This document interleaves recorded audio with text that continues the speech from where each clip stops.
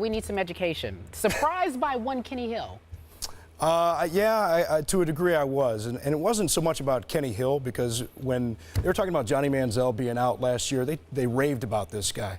As a true freshman, they were saying that he was going to go in there and be able to do a lot of the same things. Very athletic guy, great arm, great head on his shoulders, although we know he had a little bit of an incident, as young men do. The bigger surprise for me was just how poorly South Carolina looked. Now, we talk about Jadeveon Clowney being gone, but Kelsey Quarles being gone off of that defensive line, Chaz Sutton being gone, Legree and Hampton, both of those cornerbacks gone.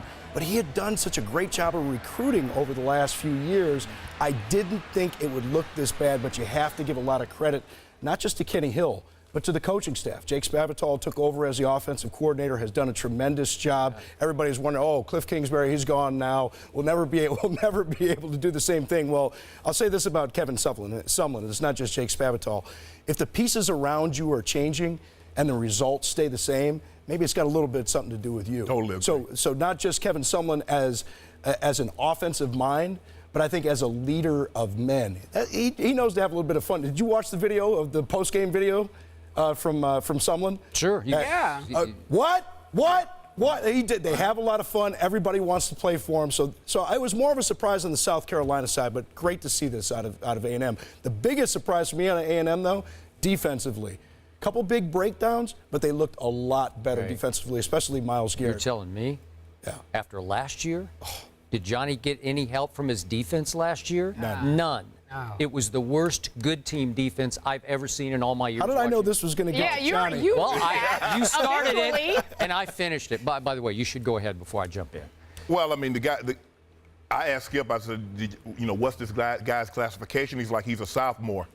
I don't want to say, okay, now he's going to win the Heisman Trophy off of one game. It was one game. He played exceptionally well. I mean, the third quarterback in SEC history with 40-plus completions, 511 passing yards in his first college game as a starter. That speaks volume. Obviously, the kid can spin the football. But moving forward, when you step up and you have to deal with the LSU's defenses, you have to deal with the Alabama defenses, some of the better top-tier defenses in the SEC, we're going to see just how good Kenny Hill is. But it was a great start. Let's because I'm a little pump my brakes. I don't just want to say, Skip's going to come in like, oh, this guy's going to be, he's better than Jameis Winston. If he comes out next year, he'll be the first quarterback Skip in the draft. ain't saying that. Nope, you're putting words in Skip's mouth already. Much better. But moving forward, I do think he gives them a lot of reason to be very optimistic about what this football team can do in the SEC.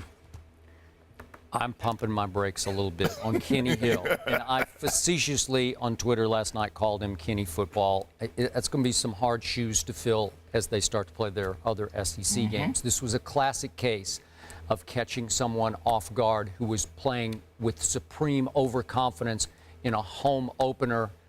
18 straight wins. Yeah, 18 straight wins, after which a lot of people have picked him to be in the playoffs this year.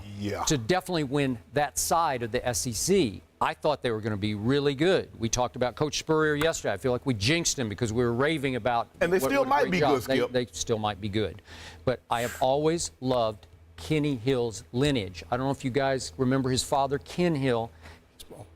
As a major league pitcher, he had 3 16-win seasons for Montreal and then Texas, where the young man was born. And he is a product of a quarterback factory at South Lake Carroll. Remember Chase Daniel there in the Dallas-Fort Worth area, and Greg McElroy. So he was the Texas Player of the Year. So those are all great credentials, and he played with his father's poise last night. That was not too big a stage for him, because that's a huge stage. They kept doing live look-ins during SportsCenter. That crowd, they were going berserk there. And for him to just calmly step out, but the whole A&M team calmly stepped on the field and said, oh, so we don't have a prayer tonight? No. Watch this. Because they have had, what is it, like 3 straight top 10 recruiting classes? Right. The cupboard is not bare there, despite the fact that they've lost top 5 in the draft offensive linemen, and obviously Johnny Manziel and Mike Evans. But the point is, it's still a pretty loaded football team, and they dominated this game the way you rarely see games get dominated. They ran 99 plays. Think about that. That's almost 100 plays in a football game.